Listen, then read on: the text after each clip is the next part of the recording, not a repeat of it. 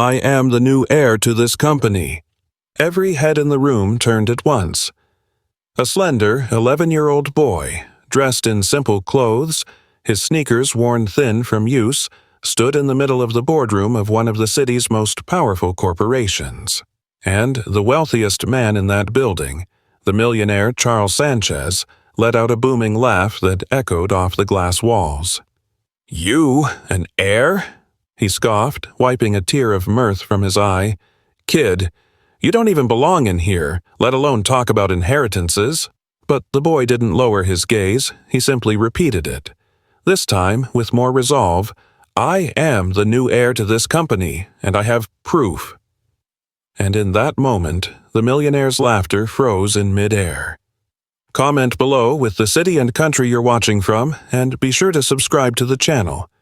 What was about to happen was something no one in that room was prepared to witness. 6 days before all of this took place, the city was still mourning the death of Michael Alencar, the owner of 3 multi-million-dollar companies that employed nearly half of the local population.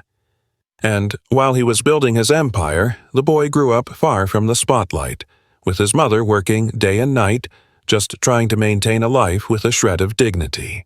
The boy's name? Ethan. At the hospital, Michael squeezed his hand tightly, like someone trying to survive just one more day. "When I'm gone, go to my company. Look for safe number 3. It has everything you need, and you will tell them who you are." Ethan didn't understand it at the time, but like any son who loves his father above all else, he obeyed. When he arrived at the building, no one believed him. A street kid is what they called him, right up until the day he walked into the boardroom and spoke the forbidden words. "I am the new heir to this company." From that moment on, the destinies of those people would never be the same. Standing before him was Charles Sanchez, the majority shareholder and the man who had been running the company for the past few months while Michael was hospitalized. Charles was known for his arrogance, for humiliating interns, and for firing people with the same ease with which he signed checks, and most of all, for believing that no one could ever dethrone him. When he heard Ethan declare that he was the heir, he laughed as if he were watching a scene from a bad play. "Do you even know what a company is, boy?" "I do. My father built 3 of them." "Your father?" Charles let out a small laugh. "And who might this imaginary father of yours be?" Ethan then reached into his old backpack and pulled out an envelope. On it, his father's name was handwritten, "For Ethan. Deliver only after I am gone." He handed it to the millionaire. Charles stared at the envelope, read the name Michael Alencar, and his eyes flew wide open.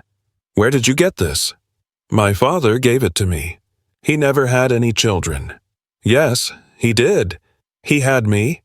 And before anyone could react, the company's lawyer burst through the door, pale as a ghost. "Gentlemen, stop everything.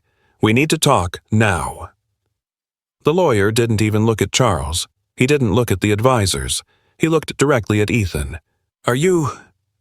Ethan?" The lawyer took a deep, trembling breath.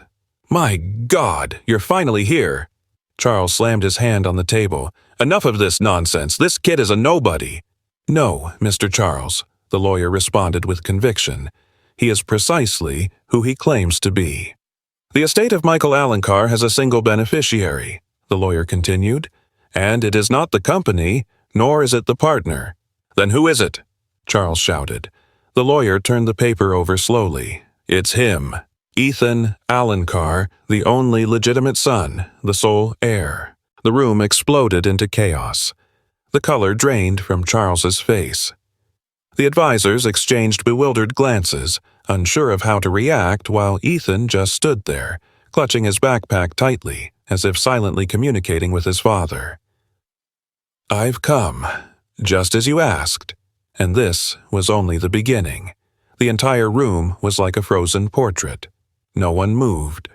No one could draw a proper breath, and in the wake of those 3 words, no one dared to even think of laughing. Legitimate heir. The millionaire, Charles, felt a flush of heat followed by an icy chill, as if a bucket of frigid water had been dumped on him. He had prepared for anything that day, except losing his empire to some kid from the streets. "This is absurd," he muttered, his voice trembling. "The boy is fabricating everything. He must have faked the entire thing." The lawyer took a deep breath, his patience clearly wearing thin. "Mr. Charles, I was Michael's personal attorney for 12 years. I recognize his handwriting. I recognize the signatures, and I am fully aware of the plans made before his hospitalization. This will was updated just before he passed away, notarized, signed, and filmed. There is no error." Charles's heart hammered against his ribs, threatening to break free. "Filmed?" he echoed, struggling to steady himself in his chair. "Yes," the lawyer confirmed. "Mr. Michael recorded a video from the hospital. He needed to ensure that no one would attempt to interfere." The word interfere was delivered slowly, laced with controlled venom. Charles felt it strike him like a targeted bullet, and it had been. Ethan observed everything in silence, his hand still gripping the strap of his backpack as if it were a shield, but his eyes were locked on the scene unfolding before him. It's important to remember, he was only 11 years old. The lawyer approached Ethan slowly, his demeanor respectful. "Ethan, do you have a guardian with you today? An uncle, a grandfather, perhaps?" Just then, one of the advisors, a gray-haired man who had been silent until now, finally spoke up. "He claims the boy's surname is Alencar, but we have yet to see a single document." In response, Ethan opened his backpack and pulled out a worn, yellowed folder. "Here, my father gave this to me in the hospital. I promised him I would come." He handed it to the lawyer, who opened it with a slow reverence, as if handling a sacred relic.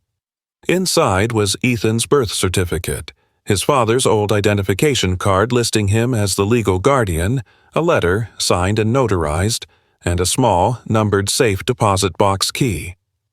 The lawyer placed the key on the polished table. "This key, gentlemen, opens the safe deposit box. Number 3. The very same box Michael instructed was not to be touched until his son arrived in person. A wave of whispers swept through the room. Charles shot to his feet. "This is a setup," he roared, slamming his hand on the table. "Michael knew I was the only person capable of running these companies. He would never hand everything over to a child. Never." The lawyer turned slowly, his gaze leveling the playing field, all traces of deference gone. "Mr. Charles, I need you to answer a question for me." "What? Why are you so desperate?" The millionaire struggled to swallow, his hands trembling. "I just believe it's unfair," he tried to explain. "This company is far too large to be handed over to a child." The gray-haired advisor sighed. "Charles, no one is saying the company will be run by a child. We are speaking of an heir, a legal owner. Those are different things." Another advisor added, "Michael was always crystal clear about this. What is his remains with those he loves. The company's fate would stay in the hands of the directors. He simply needed someone to honor the name." Beside himself with rage, Charles slammed his fist on the table. "And you want to place the name of this company in the hands of this brat?" Ethan stepped forward and called to the lawyer. "May I show you something?" The lawyer nodded. "You may?" The attorney opened the final envelope from the folder, pulling out a letter sealed with red wax. The name on the seal read, Michael Alencar. The board members bowed their heads. The lawyer turned to Ethan. "This letter was written by your father on the last day he was able to write in his own hand. He requested that it be delivered to the heir only after his identity had been confirmed." "Can you read it?" Ethan asked in a low voice. The lawyer broke the seal, took a deep breath, and read aloud, "My son. If you are reading this, it is because you found the courage to come here, and I knew that you would. You are stronger than you think, more prepared than you can possibly imagine, and this company runs through our veins.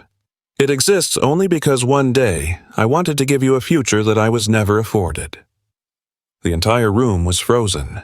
The lawyer continued, "But I know the world is cruel to the small, and for that reason you will not be alone. I have left clear instructions. People you can trust. Alliances I forged for you. What is yours, no one can take from you." Charles went completely pale. The letter concluded with these words, "And if anyone should try to humiliate you, do not answer with hatred. Answer with the truth. For the truth will always topple those who have built their thrones upon lies. I love you, Ethan, forever." The boy bowed his head. 2 tears traced paths down his cheeks before he could stop them, and that was that. The lawyer uttered the sentence that shattered Charles's world. As instructed by Michael. The next step is to open safe number 3, and only Ethan may access its contents. The board members rose to their feet. The lawyer held the key to the safe. Ethan took a deep breath as Charles stumbled over the carpet, scrambling for words. "You are all making the biggest mistake of your lives. That boy is a nobody. He will destroy everything. I will not allow it." The lawyer turned around slowly. "You are no longer in a position to allow anything," he said, gesturing towards the door. "It is now Ethan who will open the safe." The tension in the room grew so thick it felt as if the walls were closing in. Ethan clutched the key with both hands. He took a deep breath and took the first step down the hallway that led to the vault, where the truth, the whole truth, was kept.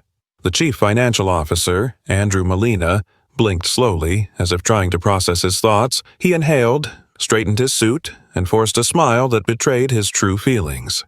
"Kid, this is no laughing matter," he said, attempting to regain his composure. "Do you have any idea what it means to be the heir to this corporation? Do you understand its sheer scale?" The boy nodded slowly. "Yes, I know. And my father knew too. That's why he left everything in order." The word father caused some executives to exchange uneasy glances, as if it were an open wound no one dared to touch. The name of the company's former owner, Michael Alencar, was spoken with respect by everyone, but also with a silent fear of stirring up matters that might reopen the past. Andrew approached the table, placed both hands on the glass top, and leaned forward, looking down at the boy. "And where's your mother?" The boy slowly closed his hand into a fist, as if trying to contain his feelings before they could spill over. "She's waiting outside. She didn't want to come in because she thought you would laugh at her, at us." He lifted his chin, and she was right. The director recoiled slightly, taken aback not by the answer, but by its tone. The boy spoke like someone who had witnessed more pain than anyone his age ever should. One of the younger executives commented in a low voice, "He speaks just like Michael." And just like that, the entire atmosphere in the room shifted. The boy took a deep breath, placed his backpack on the table, and slowly unzipped it. Inside, there was only a thick envelope sealed with red wax. He carefully took it out and handed it to the director. "My father said this would explain everything," he stated firmly, "and that when I was here you were to open it." The room went cold, because everyone in that room knew what that red seal meant. It was the seal that only appeared on the highest level documents, used for internal decisions involving millions, but which also protected secrets that could never leave those walls. Andrew moistened his lips, his nervousness showing. "Son, are you sure you want this opened now? Here?" "That was his request," the boy said, "and I promised I would keep my word." He spoke of a promise as if it were law, and that was something no one taught in school. The director hesitated, but took the envelope with both hands and held it up to the light. He turned it over, checked the seal, then brought it closer to his face to examine the signature. Upon seeing the handwriting, his shoulders slumped. "It's real. Everything.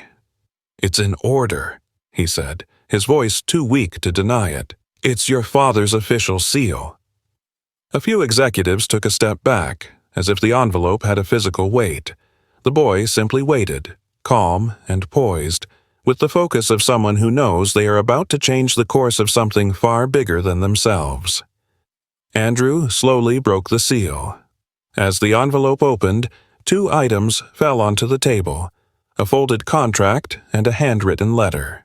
The director unfolded the contract first and his face went pale. This is impossible," he murmured. "What is it?" asked an executive from behind him. It's Andrew swallowed hard. "It's a direct transfer of the company inheritance, signed by Mr. Michael Alencar 4 months ago. Effective immediately upon—" he paused. Upon his death, the boy finished fearlessly, then asked, "In whose name is it?" Andrew slowly raised his eyes, as if staring at a ghost. "In yours."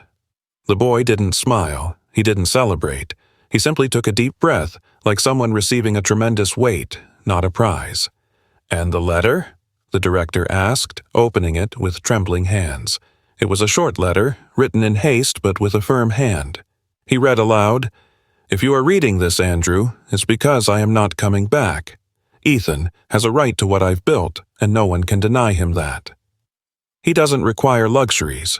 He needs truth, protection, and respect. Look after him until he is old enough to stand on his own 2 feet. And if anyone dares to doubt him, let them look him in the eye. Those who carry my blood owe no one an explanation." Andrew slowly closed the letter. The boy remained standing there, gazing at his father's words with tears welling up in his eyes. One of the executives, the most arrogant of the group, tried to scoff, but only a weak chuckle escaped him. This could easily be a forgery." But before he could finish his sentence, Andrew took the letter and declared, "The signature is authentic, as is the document itself." The boy looked directly at the man who had been trying to mock him from the very beginning. "My father always said there would be people like you," the boy stated, not with anger, but with simple truth. "People who mistake money for power. I don't want any trouble. I just want what is rightfully mine and to do what he asked of me." "And what was it he asked?" someone inquired. The boy took a deep breath. "He wanted me to hear your opinions one by one, because he said this company only thrives because of its people, not because it has owners." The director was left speechless. "And he said something else," the boy added. "He said I was to decide whether to assume this responsibility now or wait until I am an adult." The words landed with the weight of a stone. The boy stood there, looking at each of them in turn, seemingly small in stature, but with a heart of immense size, and then he spoke with a steady voice. "Right now, I don't want the top position. I only want respect, and I want to see the place my father built. Then, I will decide whether I will stay." The director, the very same one who had scoffed at the beginning, bowed his head. "I'm sorry, son. We shouldn't have done that." The boy nodded slowly. "I know." The boy's maturity was such that some executives averted their gazes in shame, without anyone needing to point out their error. Finally, Andrew announced in a firm voice, "From this moment on, he enters as the rightful heir, and no one here shall dispute it." The boy took a deep breath, seemingly prepared for whatever destiny had in store. "I want to know everything," he said calmly. "My father said I would only truly understand my inheritance once I saw what he built with my own 2 eyes." A few of the executives shifted uncomfortably, as if caught off guard. "Everything?" Andrew asked. "Yes, everything." That was exactly what Michael Allen Carr would have said. The director took a deep breath and nodded. "Then let us begin now."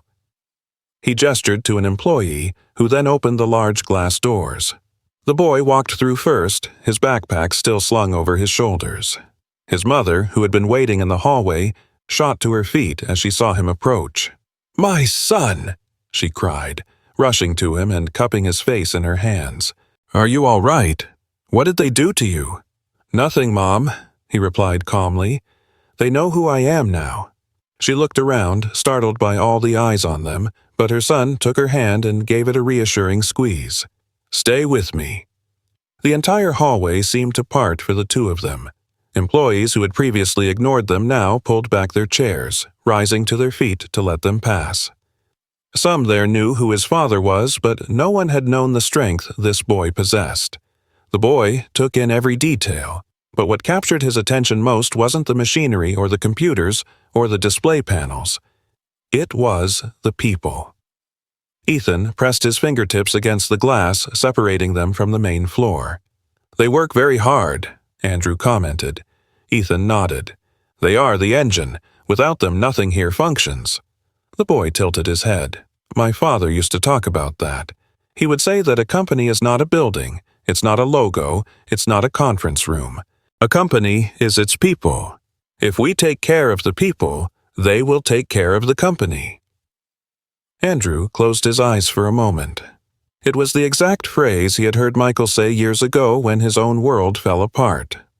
Only the owner's true son could have possibly heard that phrase. Immediately after, the boy pointed to an employee sitting at a high counter, typing rapidly with a tired posture. She looked sad. The employee, a short woman with her hair tied in a bun, noticed his gaze. She tried to smile, but the sadness lingered. "That's Linda," one of the managers explained. "Her son had surgery yesterday, yet she still came into work." Ethan frowned. "Why?" The manager shrugged. "'Cause you need the job, don't you? If you miss a day, you lose your monthly bonus." The boy looked at Andrew. "Is that correct?" The director swallowed hard. "I wasn't aware." "It's an old company rule," he answered with no pride in his voice. Ethan was silent for a few seconds, then said firmly, "When I'm older and I take charge, that will change." Andrew felt a tightness in his chest. That boy spoke with more clarity than many of the adults standing there. They continued the tour, passing by the development lab, moving through the offices where ideas were born, and crossing the logistics area that was bustling with boxes, notes, and quick conversations, but it was on the top floor that the boy stopped. It was the floor where the former owner's office was, a large, heavy door with his name on a metal plaque. Ethan stood before the door for several seconds until something caught his eye. On the desk sat a small, dark wooden box. A small card next to it read, "For my son. Open this when you are strong enough." The boy reached out his hand but hesitated. "Mr. Andrew," he said, without looking away from the box, "my father left this here." Andrew nodded. "Yes, he asked that no one open it before you did." The boy touched the lid slowly. His mother placed a hand on his and he took a deep breath, then placed both of his hands on the box and slowly lifted the lid. Inside was an object that made him gasp, and when he realized what it was, his whole body began to tremble. Inside the box was a watch, but not just any watch. It was the watch his father wore every day, simple, with a worn strap and scratches along the sides. The kind of watch that only someone who truly loves it would keep so dearly. Ethan touched the object as one would touch the memory of someone who was still breathing.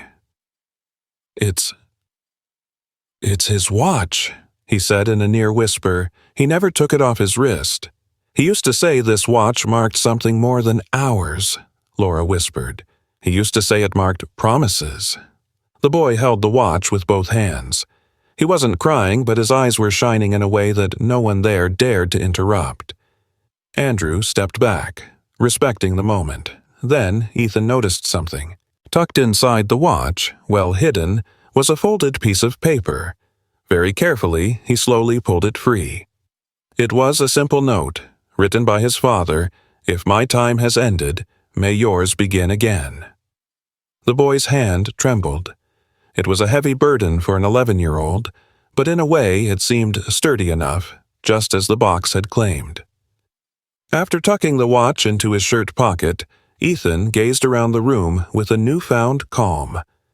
Every photograph on the shelves seemed to speak directly to him. He saw a picture of his father holding a small-scale model and another of his father smiling alongside his employees. The frame bore an inscription, "Work with your hands, but lead with your heart." The boy traced his finger over the words as if caressing the skin of a loved one. "He wanted you to grow up here," Andrew said, his voice thick with genuine emotion. "Your father didn't leave those other companies to get rich. He left because he believed he could build something that would truly make a difference."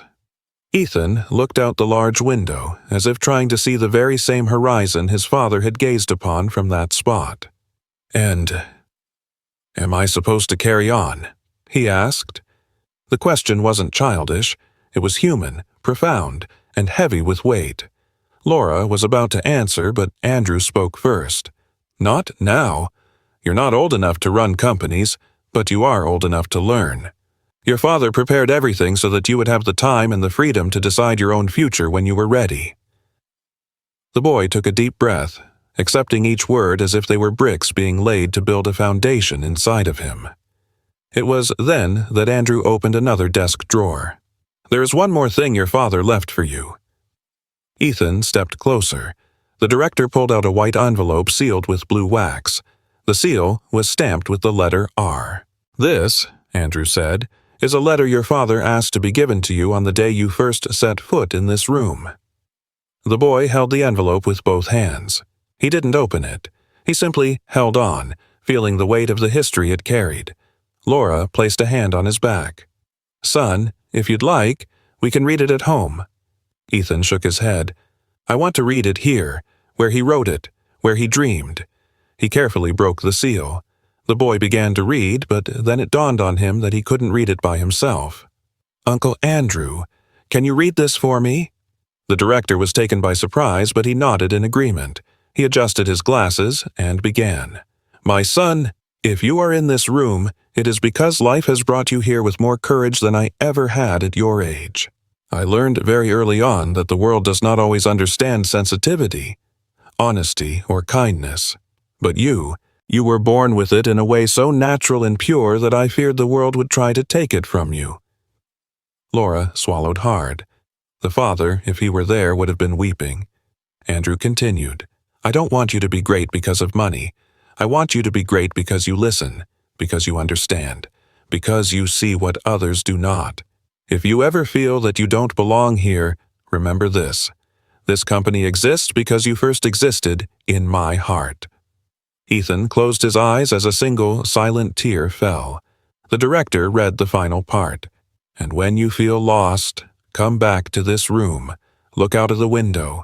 I looked through it every single day and told myself, my son will see this sky when he is strong enough. That day has now come. My time is over. Now yours begins." Andrew stopped reading. There was nothing more on the page. The boy placed the letter in his pocket alongside the watch. He closed the box. Then he looked at Andrew with a resolve that surprised them all. "I want to see the rest of the company. I want to know what my father did, and I want to know what's left to be done." Andrew's eyes widened in astonishment, but he smiled. "Of course, Ethan, this is your company now." But the boy raised a finger, gently correcting him. "It isn't mine. It belongs to the people who work here. I was simply entrusted with the name. Now, I need to learn how to honor it." Laura closed her eyes for a moment. This time it wasn't to block out the pain, but to embrace a feeling of gratitude, because her son was becoming the man his father had always dreamed he would be. And so, with Andrew leading the way, they departed from the room. His father's watch was a heavy weight in his pocket, but it was a good weight, a guiding weight, the weight of a promise. And as he walked, the boy felt something he had never experienced before, a calling. It was a feeling that suggested the real story had not yet begun, for someone was waiting for them outside. Upon leaving his father's room, the hallway seemed transformed. It was no longer just a simple corridor. For Ethan, the air itself now carried the scent of memories and the gravity of responsibility, of longing, and of new beginnings. Andrew walked ahead with a firm but slower pace than before, as if to grant the boy time to absorb every single detail. Laura followed closely, her hand resting on her son's shoulder, still emotional and a bit lightheaded from all that had transpired. The boy walked between them, cradling his father's box as one might hold a newborn child. When the doors swung open, they stepped onto a floor filled with windows, large desks, and employees engrossed in their work. But then, something remarkable happened. People began to rise from their chairs, one by one. Their eyes were all on the boy. They looked at the box he held in his hands. They understood precisely what it signified. A female employee approached them with a gentle demeanor. She was a woman of about 40, with tired but kind eyes. "You're him?" she asked, her voice barely a whisper. Ethan shook his head. "I'm his son." The woman's eyes instantly welled up with tears. "Your father," she murmured, "never missed a single day, not when he was sick, not even when he was heartbroken. He was always here. He spoke of you as if he were speaking of the future itself, as if you were his entire world." The boy swallowed hard, a lump forming in his throat. He never knew how much he needed to hear those words until that very moment. Andrew allowed the scene to unfold, not wanting to interfere. Andrew then guided Ethan to the conference room. It was there that the employees began to file in, one by one. An elderly gentleman with a full head of white hair approached them slowly. "I worked with your father when he first arrived here, son," he said in a raspy voice. He came here in simple clothes, with a shy look in his eyes, but with a will to succeed that nothing could ever extinguish.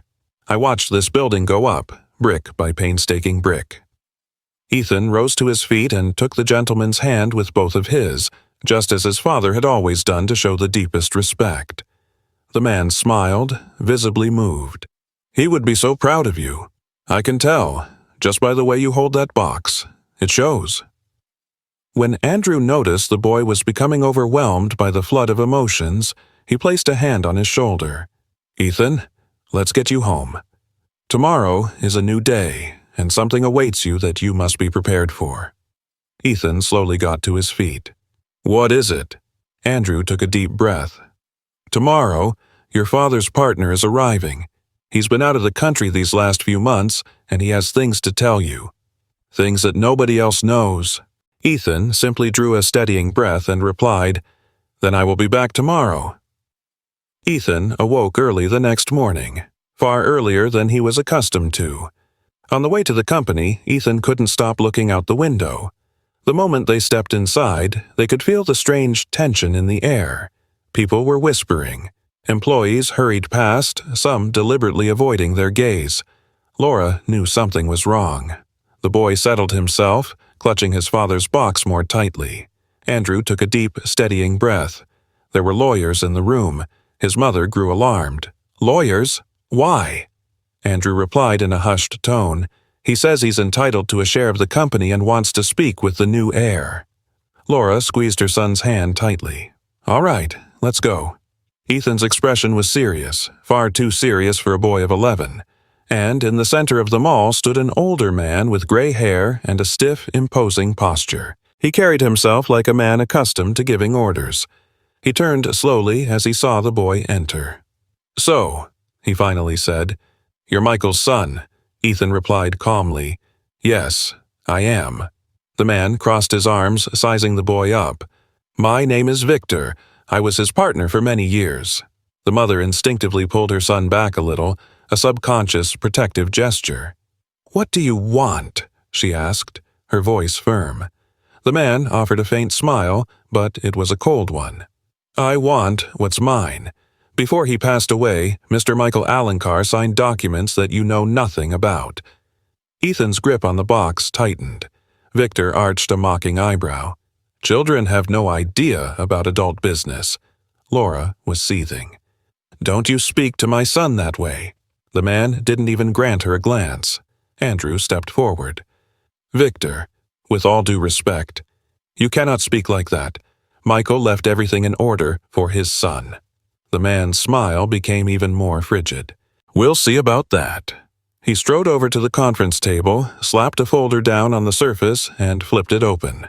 Inside were documents, contracts, signatures. Victor slid the folder toward Ethan. "Recognize this?" he asked, his voice dripping with venom. The boy leaned in, but before he could touch it, Andrew placed a hand over the folder. "I need to see this first." Victor's voice was sharp. "Move your hand, Andrew.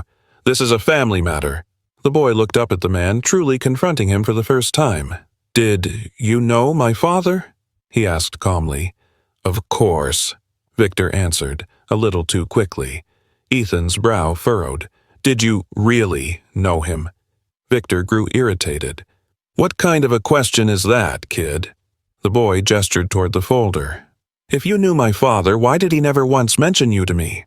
Victor's eyes darted away, and in that brief moment, Ethan knew. The man was lying about something. Andrew noticed it too, and Victor scrambled to regain control of the situation. "Michael didn't talk about me because he was a busy man." "Then show me," Ethan said. "What?" Victor snapped, annoyed. "Show me proof you were his friend. A photo, a message, anything." Victor froze. The lawyers exchanged uneasy glances. Laura crossed her arms, watching intently. Andrew's gaze was fixed on Victor, and Ethan noticed everything. "My father didn't trust you." A flush crept up Victor's neck. "Don't be absurd. You're just a child." Ethan stepped closer. His voice was steady. "I may be a boy, but my father was no fool." Victor's hand tightened into a fist. "Listen here, you little brat." But before he could finish, an employee burst through the door in a panic. "Mr. Victor! Did you find anything in Mr. Michael's digital archive? Anything of significance?" The man's face went pale. "What is it?" The employee swallowed hard. "A video. One that he recorded. A video in which he mentions your name." The air grew still as everyone held their breath. A wave of color drained from Victor's face. Ethan felt his own heart begin to hammer against his ribs. Andrew's hand tightened into a fist. The employee finished in a hushed tone. He left specific instructions that this video was only to be opened when the heir was present. The boy's eyes lit up. Victor sagged in his chair, coiled with tension, and the employee asked, "Would you like me to play it now?" The employee held the tablet with both hands as if it were a sacred artifact.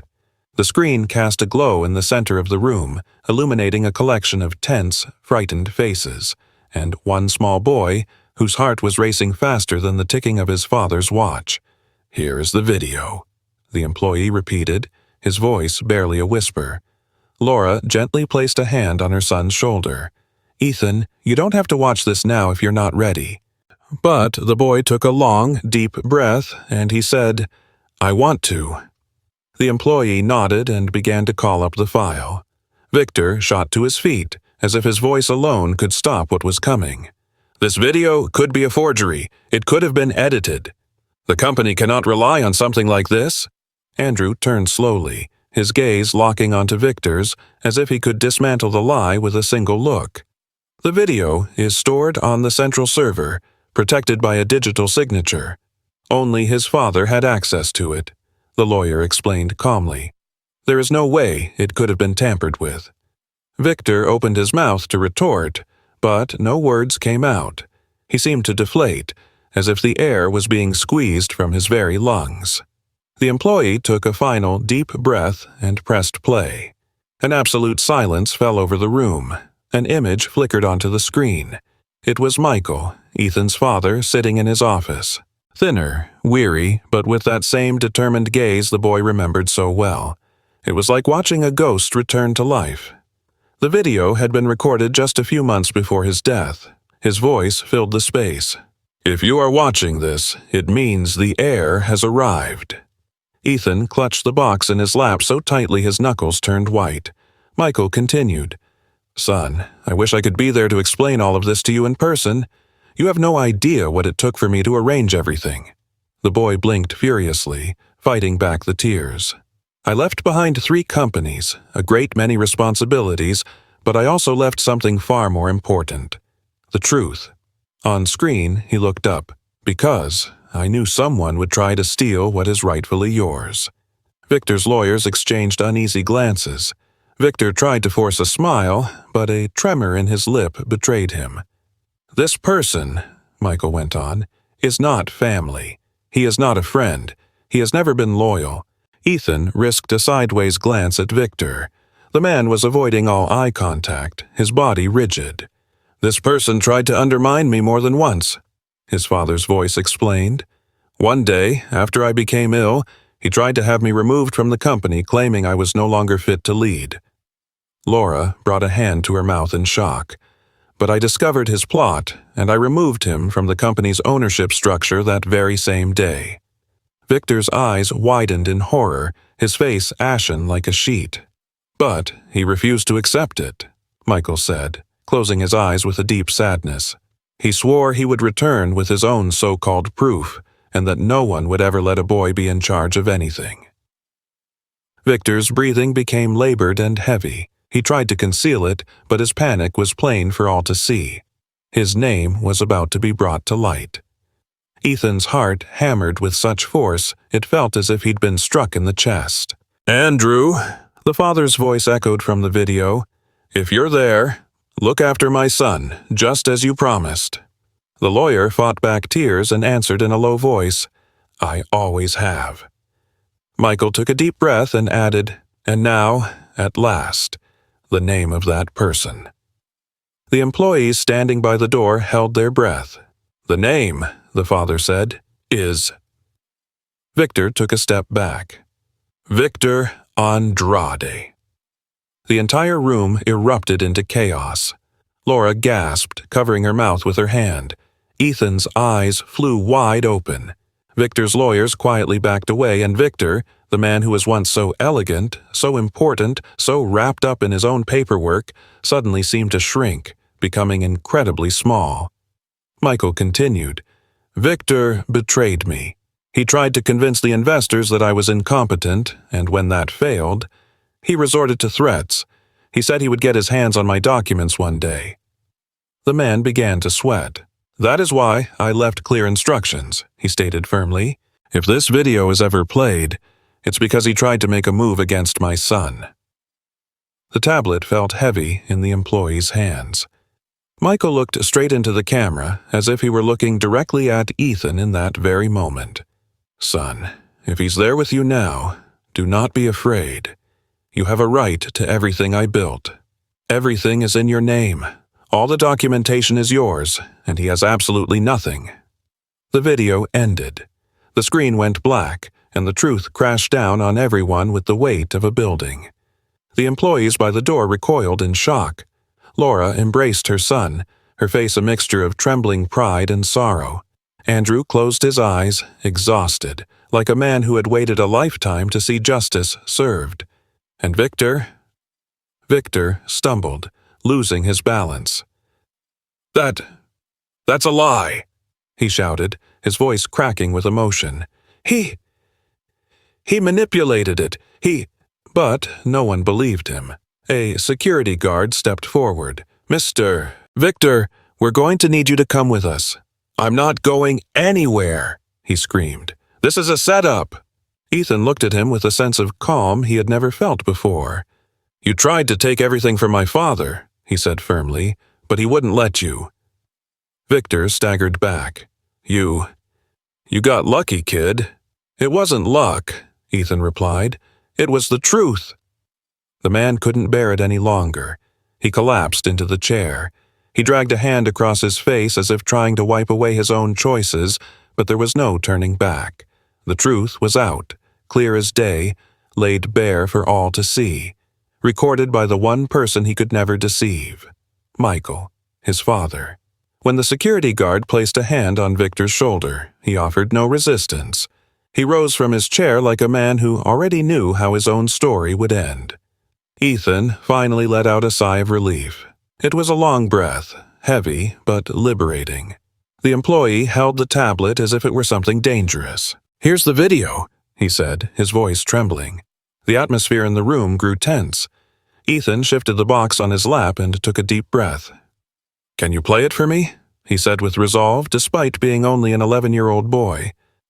Laura placed a comforting hand on her son's shoulder. Victor, his face pale, tried to interject.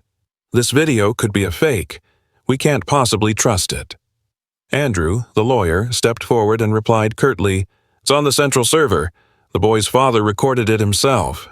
There is no possibility of forgery." Victor opened his mouth, but no sound came out.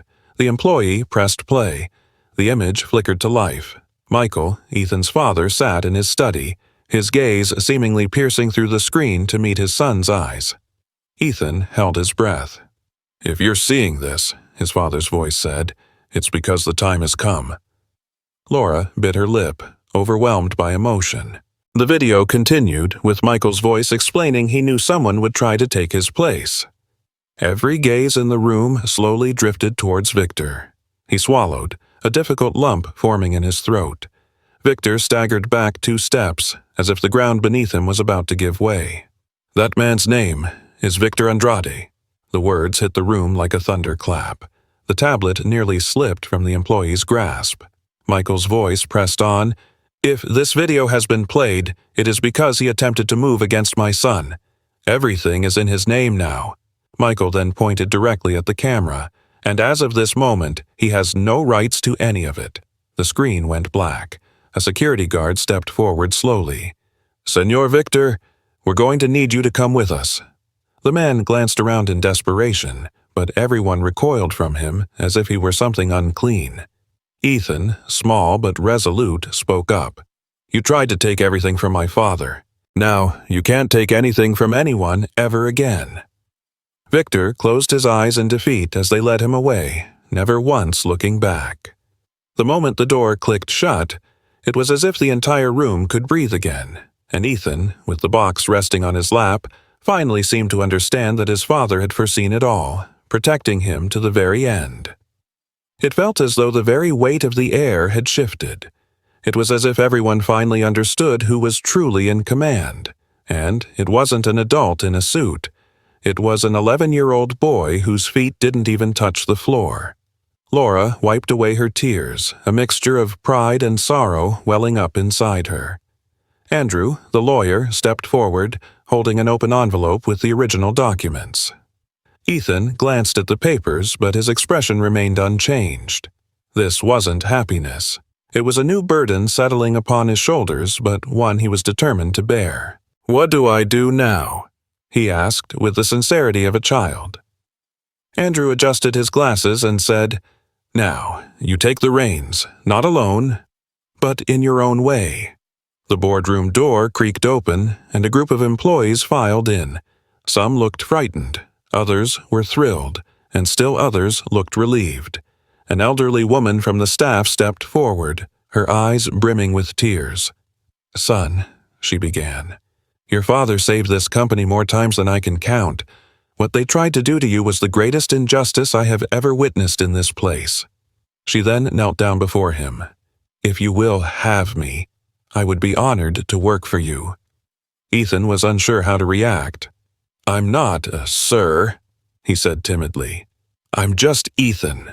A warm smile spread across the woman's face. "Then I want to work for Ethan," she replied. The entire room erupted in murmurs of approval and agreement, and for the first time, Ethan felt a profound change. He belonged here, not merely by inheritance, but because he had earned his place. Following this, the lawyer presented another document. "This is the registry for the immediate transfer of power. It grants you the authority to issue your first orders as the legal heir." The boy took the pen, but he didn't sign right away. He observed the employees, his gaze drifting towards the main auditorium just outside the room, contemplating all that his father had built with years of sweat and all that had nearly been torn down by a man who loved nothing but power. Then he spoke. "My first order," he announced, "has nothing to do with money." The lawyer arched an eyebrow. The employees leaned in, listening intently. Ethan's voice rose, unwavering. "I want a special room here for the children, the employees' children. For the children of people who have no one to leave them with while they work. A beautiful room with books, games, and someone to look after them. I want parents to be able to work in peace, and for their children to have a place to stay, without fear, without hunger, without loneliness." Laura began to cry. The elderly employee placed a hand over her heart. The lawyer swallowed hard. "And I want this room to be named after my father." A wave of emotion erupted in the room. It was so simple, so pure, yet so powerful. "Your father would be proud," Andrew said, his voice trembling. Ethan finally put pen to paper and signed it. A small, crooked, childlike signature. By the time they left the room, the dawn had already given way to a bright sun. The hallway came alive, as if everyone was breathing a collective sigh of relief. Outside, the wind whipped against Ethan's face, and he closed his eyes for a moment. "Dad," he whispered, "I did what you wanted."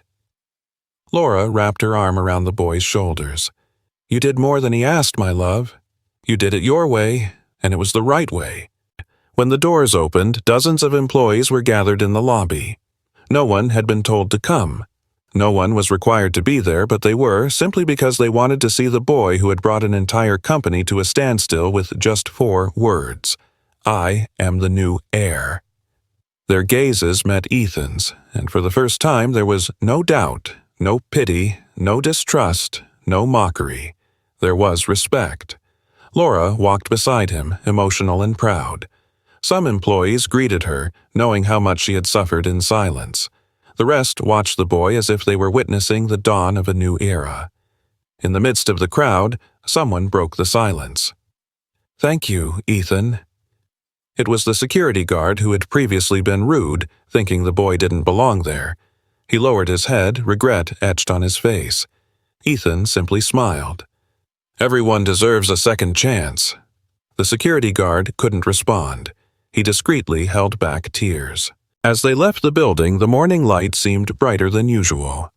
Ethan took a deep breath. It was the first day of his life that he felt he had a purpose, and that purpose wasn't defined by money, but by courage. "Son," Laura touched his shoulder, "your father would be so happy." Ethan looked up at the sky for a moment. There was a lightness in the air, as if his father had left one last hug floating on the wind. "I know, Mom," he replied. "He's still here." The two of them walked toward the car. Before they got in, the lawyer, Andrew, came running up. He was holding a small, dark metal key. "Ethan," the boy turned around, "I forgot to give you this." The key looked ancient. A number was hand-engraved at its base. "Vault 07, Founder's Room." "Your father left this for you," Andrew explained. "He asked that you open it only when you were ready. Only you have access." Ethan took the key carefully, as if holding destiny in the palm of his hand. "I'll open it when the time is right," he said with resolve.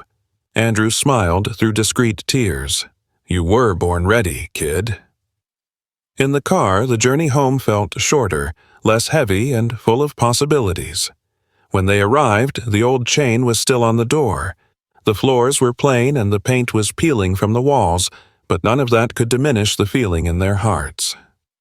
Laura stepped inside first, letting out a sigh as if she were taking her first real breath in years. Ethan set his briefcase on the kitchen table, opening it slowly to retrieve a single item: a photograph of his father holding him as a baby. He gazed at it for a few moments before placing the photo on the wall, right next to his grandfather's. They were together again now. Hours later, deep into the night, as Laura washed the dishes and Ethan rummaged through the backpack his father had given him, a knock came at the door. "Who could that be at this hour?" she murmured. Ethan rushed to the window and peered outside. A black car was parked outside, its windows tinted, the engine still running. A door swung open slowly. Andrew climbed out, his movements hurried. He looked nervous. "Laura, Ethan," he called out, his voice barely more than a whisper. "I need to speak with you." "It's urgent." Laura rushed to the door. "Did something happen?" The lawyer swallowed with difficulty. "This afternoon, the police received an anonymous tip." He lowered his voice. "Someone attempted to access the company's private files. Specifically, the ones related to your husband's past." A chill ran down Laura's spine. "What? Is there more?" Andrew went on. "That safe deposit box I mentioned. Box number 7. It's more important than I ever imagined. Your father didn't just leave documents in there." A cold wind blew past. Ethan clutched the key in his pocket. "What's inside it?" he asked, his voice firm. Andrew took a deep breath. "Something that will explain your father's disappearance, and who was truly trying to destroy him." Laura placed a hand over her heart. Ethan felt his own heartbeat quicken. The lawyer took a step back, adding, "The police want to open the safe deposit box tomorrow, and they need you to be there, Ethan. You're the only one who can authorize it." The boy didn't flinch. He didn't hesitate for a second. "Then we'll go tomorrow." The lawyer nodded. "I'll inform the police station." As the lawyer got into his car and drove away, Laura slowly closed the door. Ethan remained motionless on the pavement, staring intently at the key in his hand. A flicker of courage flashed in his young eyes. He finally understood. An inheritance isn't just about numbers, it's about stories, about truths locked away in vaults that only open when we find the strength within ourselves. If this story moved you in any way, please leave a comment and subscribe to the channel. Your support helps the channel grow and brings more stories like this your way. Thanks. Yeah.